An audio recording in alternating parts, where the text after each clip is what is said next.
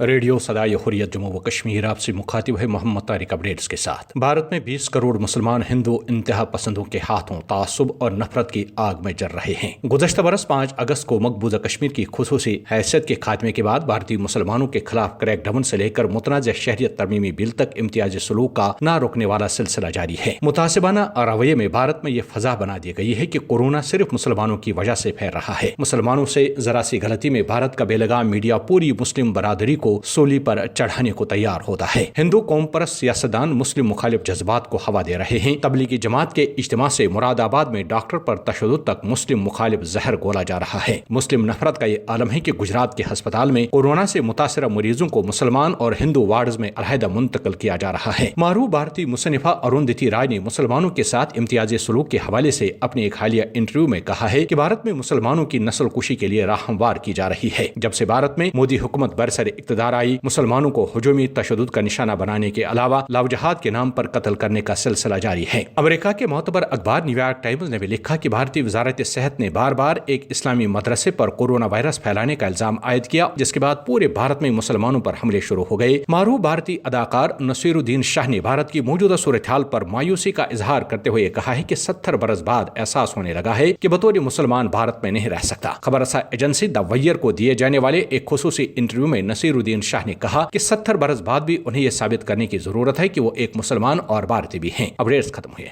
भारतीय हुकूमत न सिर्फ कश्मीर बल्कि पूरे भारत में हिंदू इंतहा पसंद तंजीम RSS के एजेंडे की तकमील के लिए हम वक्त साजिशों में मसरूफ है, जो गुज़श्ता 7 दहाइयों के दौरान परवान चढ़ता रहा है। भारत में मुसलमानों और दीगर अक़लियतों पर जो मज़ालिम किए जा रहे हैं, उनकी मिसाल दुनिया की तारीख में मिलनी मुश्किल है। अगरचे RSS की ये दीरीना कोशिश थी कि मुसलमानों को भारत से भगाया जाए, लेकिन इक़्तिदार न मिलने के सबब वो अपने गलीज सोच को अमली जामा पहनाने में नाकाम रहे। जब से भारत में हम ख्यालों की हुकूमत बनी, तब से आज तक हजारों की तादाद में मुसलमानों को कत्ल, इमलाक को नजर आतिश और इज्जत माब खवातीन के साथ दस्तराजी की जा चुकी हैं। नाजी जर्मनियों के ख्यालात पर बनने वाली RSS ने शहरियत के काले कानून के खिलाफ एहतजाज करने वाले निहत्ते मुसलमान तलबा और तालिबात के साथ दरिंदगी का जो मुजाहरा किया और बाद अज़ां सरजमीन देहरी को खून मुस्लिम से लालाजार किया गया, ये ऐसे शर्मनाक और दिलखराश सानिहात हैं जिन्हें न सिर्फ भारतीय मुसलमान बल्कि कोई भी